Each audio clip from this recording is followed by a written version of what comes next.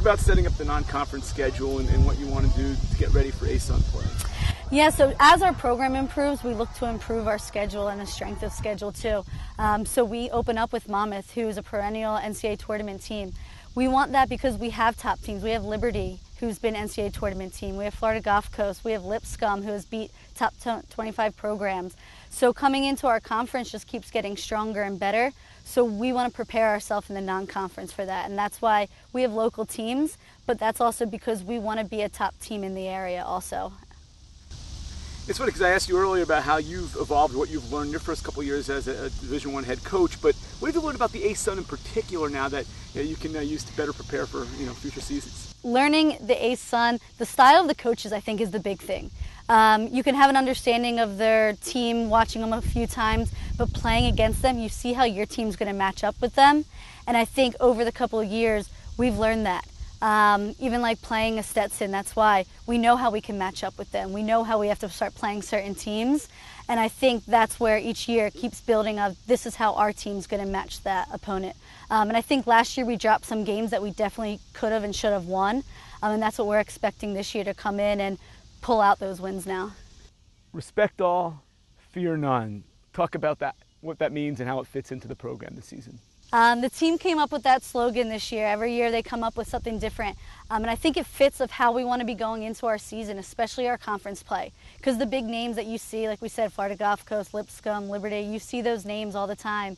And there's no reason why we can't beat them. If Stetson beat us last year, they would have been #1 in our conference. They would have been hosting the tournament. So I think it's one of those that we can't fear those teams going into it. We have to show up and play our best every single day. But there's no reason why we can't win those games now. And then the program will keep elevating because, come later this fall, the field's going to be open, of course, on campus. What's that going to mean to be able to have that home stadium right there by the WEC on campus? You can't imagine what it's going to feel like when we have that stadium on campus, and that the girls can play in front of their peers too.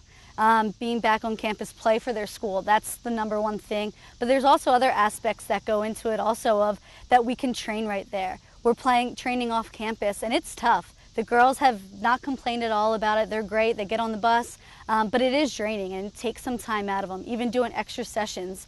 So I think that element's going to rise. I don't think people understand what it has taken, what they've given up these past 3 seasons being off campus. So being back's just going to have a whole new element for it and kind of revitalize, I think, campus too. It's going to be exciting, obviously, when the soccer field opens up at the WEC sometime later in the fall, early winter. But talk about what the amenities the WEC have provided to the program so far already. Yeah, the resources that the WEC provides is phenomenal for our student athletes. Besides the turf, the turf allows us to be training all year round no matter what the elements, and the girls play pickup very easily. But the training room is phenomenal, that the staff can get our players back a lot quicker. We have the underwater treadmill that if anyone has lower body injuries, they can get in there and even be rehabbing, but they're not losing cardio also. But we have the cold and hot tubs that fit our whole team. So just time management wise, they can all get in there quick and you're not waiting and waiting and waiting to get in. So if they have to run to class, after practice, whatever, it's awesome. And then even the Learning Center being in there is just great, that you have all of our athletes around each other, trying to get to that common goal that they all are. So it's great that our academic advisors are right in there also, and we can have a great relationship with them too, that it helps us communication-wise, that everything's in one general area now. Last year the theme was whatever it takes. So what's it going to take this year? I know you had the huge season last year, 9 wins, better than 500, 7 shutouts, but what is it going to take that next step? It's going to take the collective group keeping our focus all season long for us to get there. I think it's going to take all the players that we have all season of putting in the time and keeping that goal in focus, that end goal. Make the conference, make a run at the conference tournament even this year. And I think that has to be the mindset from number 1 to 28 on our roster this year for us to take that next step and get there. What about personally? How exciting is this for you? You're year 3, team's had some success. Talk about the upcoming season and your level of excitement to get things rolling. We're really excited. Now you have now I have a great understanding. It's not figuring everything out, figuring out the conference, figuring out the fields and everything like that. it's phenomenal. Our staff has been on consistent for the past 3 years since I have been on.